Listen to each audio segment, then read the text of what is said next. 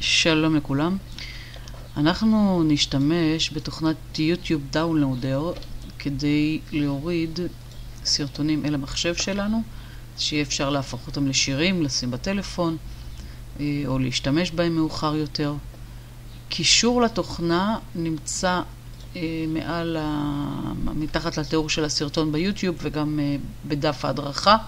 אז בואו נתחיל מזה שנלחץ על הקישור לסרטון. אני אפתח את זה פשוט כאן בחלון חדש וניכנס לאתר. התוכנה היא חינמית, אפשר להוריד אותה. נלחץ כאן להורדת התוכנה. כן, זה לוקח כמה שניות. זהו. כן, בואו נפעיל.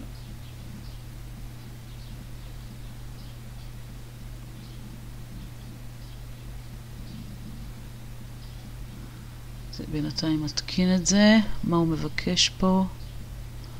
Next.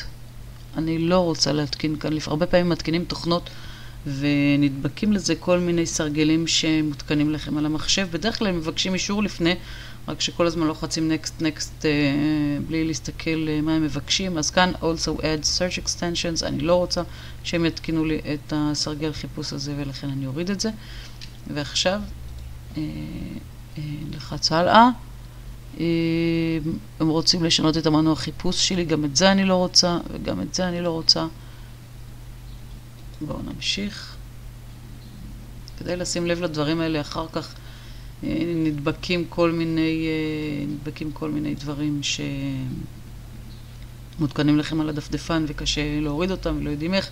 טוב, start את התוכנה, finish.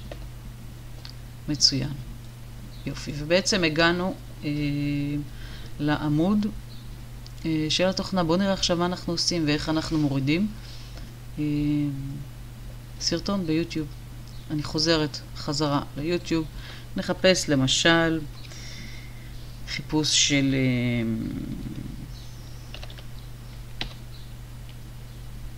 שירי יום הולדת. בסדר. שירי יום הולדת. אנחנו רוצים להוריד אותם למחשב, לנגן אותם אחר כך. שירי יום הולדת. בואו ניקח משהו קצר כדי שלא ייקח הרבה זמן עד שזה ירד. הנה, מחרוזת שירי יום הולדת. נבחר את זה. סתם משהו אקראי. כמובן יכול להיות כל דבר אחר. עכשיו שימו לב. בעצם כשהגעתי, אני חייבת להיכנס לעמוד של הסרטון שאני רוצה להוריד. כשהגעתי לעמוד של הסרטון, יש לי כאן את הכתובת הזאת למעלה. את הכתובת יוטיוב וכל הדבר הארוך הזה. הכתובת הזאת היא תעזור לי להוריד, ולכן נסמן את הכתובת הזאת. אפשר ללחוץ קליק ימני, קופי או העתק אצלכם במחשב, כן? ואני חוזרת לפותחת את התוכנה של יוטיוב דאונלואודר שפתחנו אותה לפני שנייה, כן? אתם רואים, זה כבר ברגע שעשיתי העתק, זה מדביק את זה אוטומטית כאן בשורת הכתובת כאן, וזה הכל.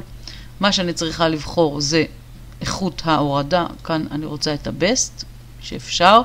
לאיפה אנחנו רוצים לשמור, איך אנחנו רוצים לשמור את הסרטון הזה שיורד. כאן אני אשנה את זה.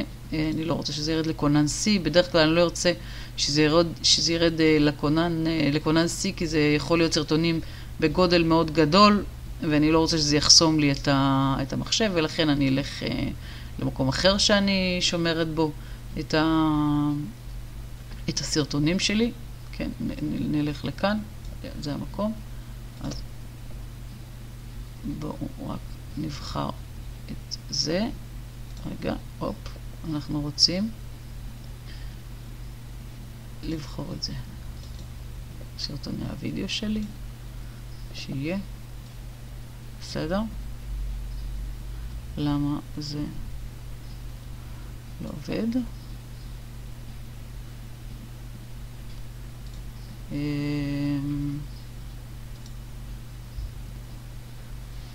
הנה, הייתי צריכה ללחוץ כאן. כאן זה פתח לי את התיקייה עצמה.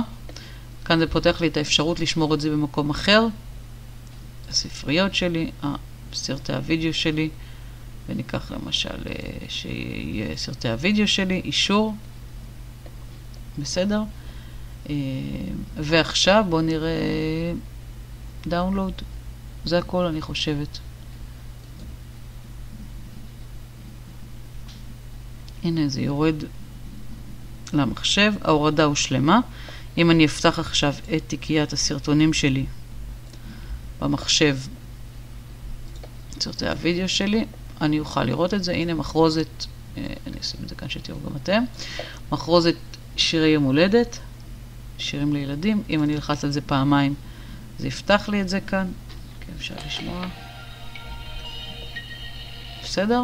אז זה נמצא לי כאן עכשיו על המחשב. דבר נוסף שאני יכול להיות שאני ארצה לעשות עם זה, זה לקחת את הקובץ הזה ולהמיר אותו להיות שיר. כרגע הוא סרטון, אם אני רוצה לשים אותו על הטלפון, או להשמיע אותו בנגן MP3, אז יש לנו כאן את לשונית קונברט. אני אלחץ על לשונית קונברט, אמרו לי תבחרי את סרטון הוידאו, נפתח את זה, אני אלך לסרטי הוידאו שלי, יש לנו כאן מחרוזת שירי יום הולדת, open, כן, עכשיו הם שואלים אותי למה את רוצה להעביר את זה, אייפוד, אייפד, כל האפשרויות, אני רוצה להפוך אותו ל-MP3, איכות גבוהה, תשמור אותו באותו מקום, וזהו, קונברט וידאו. ועכשיו הוא עובד פה, מעביר את הוידאו, ואני אוכל להראות לכם שבתיקייה שלי עכשיו יש גם את מחרוזת שירי יום הולדת, שזה בסרטון, אבל גם מחרוזת שירי יום הולדת, שזה במנגינה, בשיר, בקובץ MP3, וזה הכל, אני סוגרת את זה. ועכשיו יש לי את הסרטון הזה על המחשב.